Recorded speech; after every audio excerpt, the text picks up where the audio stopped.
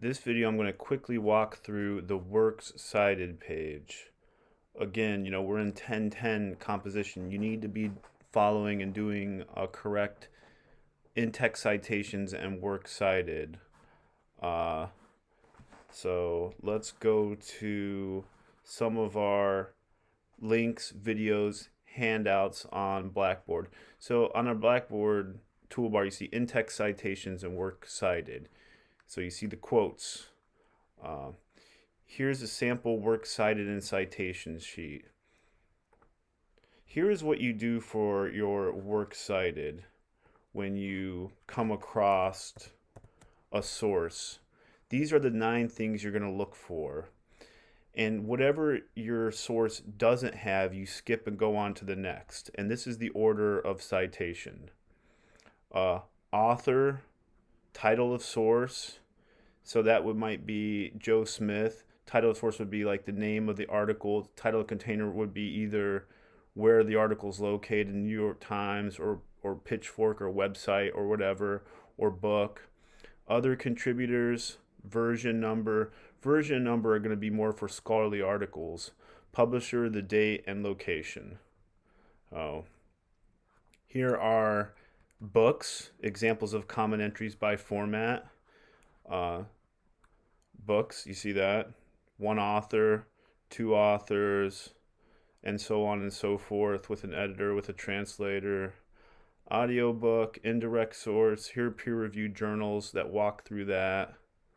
Online database, web sources.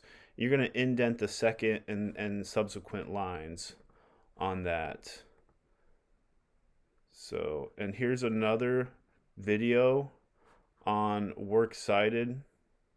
When you use or present information and ideas from other sources. Video, watching the video again. So there's that. Let's go back to our in-text citations and works cited. Here's a MLA works cited video that with our friend Chelsea. I don't think she's feeling it right now. There's the golden boy. Looks like. All right.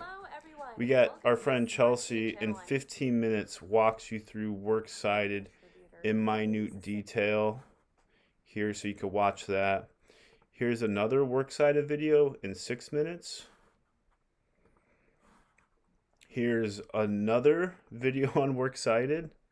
That's it. Let's review the rules for formatting your works cited using the MLA Guidelines 8th edition. So there's that. And another video on works cited. Hello. So those are on there. Here's what your works cited is going to look like. And let me pull up, I think we have Eliana's paper, which we looked at for the in-text citation. This is a really nice example of a works cited where you see the author's last name. There's 2 authors. Title of the article, and this is where it's located, the date, and here's the website. And you see the second and third lines are indented, and your works cited is going to be in double space throughout. You're not gonna, and it's works cited, it's not underline. This is in 24-point font, so it's just everything's double spaced, and the second and third lines are indented.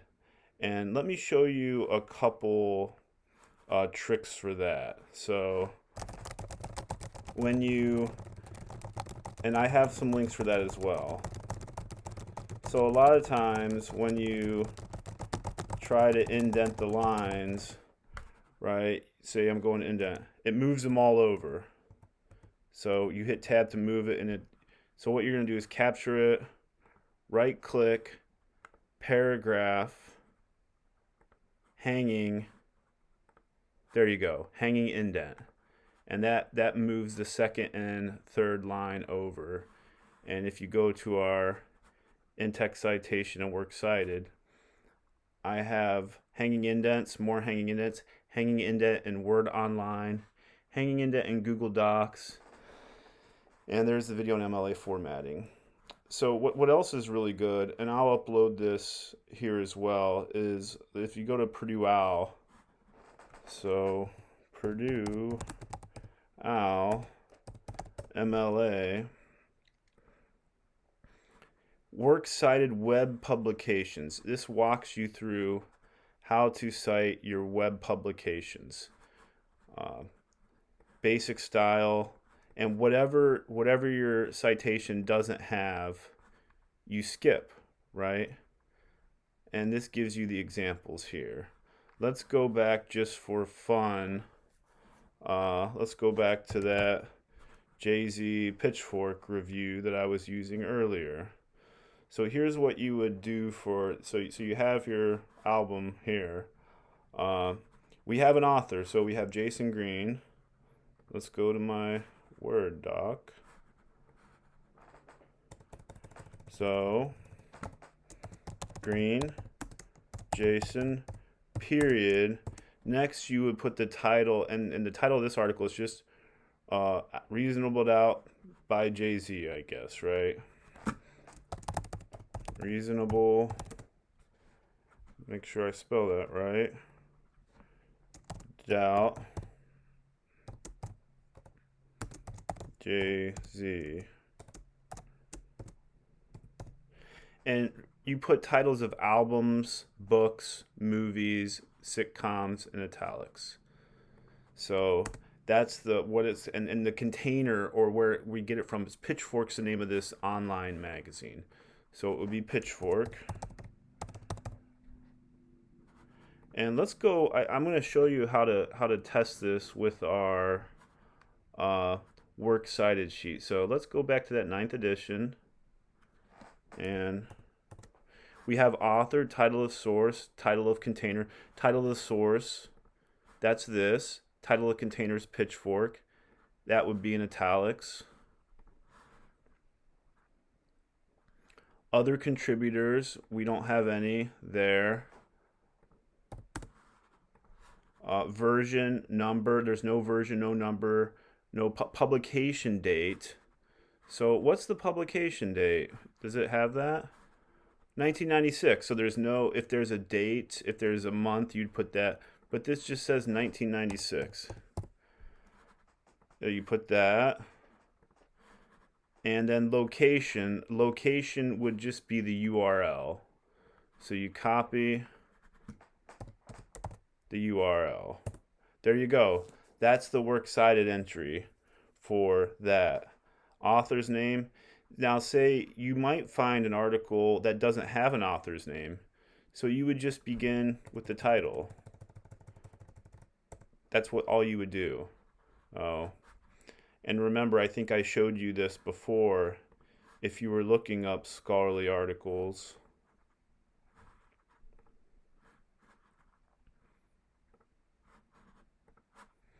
remember, I think I showed you if you wanted to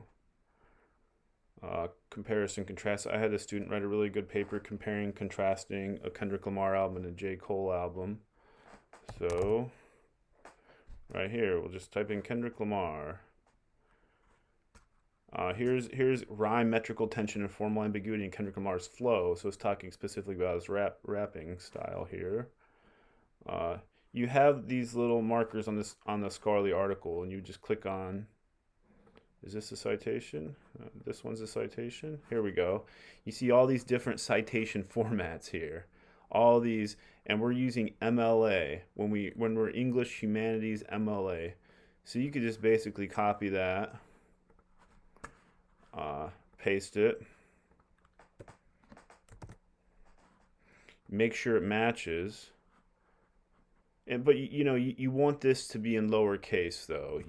In the article there it's all uppercase, but Wadsworth, Benjamin, and Simon Needle.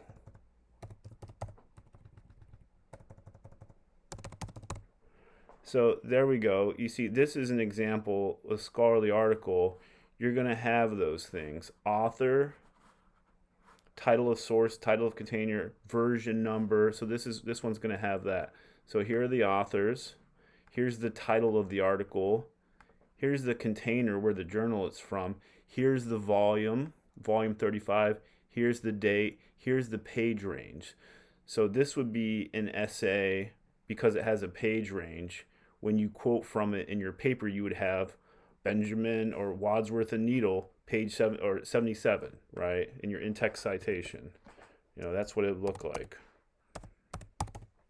Wadsworth and Needle, 77. That's what your in-text citation would look like. I'm back on in-text citations, right? And then you have where it's from. And that's all your works cited is. You're going to indent the second and subsequent lines. Everything's double spaced throughout. It's in alphabetical order. And you just follow. I don't recommend using EasyBib or any of those generators because they're not always right. And it's good to know this. It's all you got to do is follow this thing. Follow this 9. Whatever your source doesn't have, you just skip, right? Like How Easy was the first one. It had the author, the title, where it is, the year, and the URL. That's it for that first one. So that's works cited. You're in 1010 composition now. We got to do the works cited and text citations correctly and follow along. Again, at any time, if anyone's confused, please email me, talk to me, ask me questions. We have all these sources up here. We have all these links, videos, handouts. There's too many, right? So again, and you can also refer to those sample papers. I think each of these sample papers, here's David's paper, which is a really good paper. Thorium is a solution to nuclear power fears. It's a really good paper, right? But you see his works cited. It follows along. There's the author. There's more than 3, so there's more than 2, so it uses et al. There's the title of the article, the container, volume, date, page range, and there's that. So you see how it's indented, alphabetical order. That's what your works cited should look like. It's on a separate page. You just put works cited at the top, and that's that. There we go. So please, again, if you have any questions, feel free to contact me about anything at all.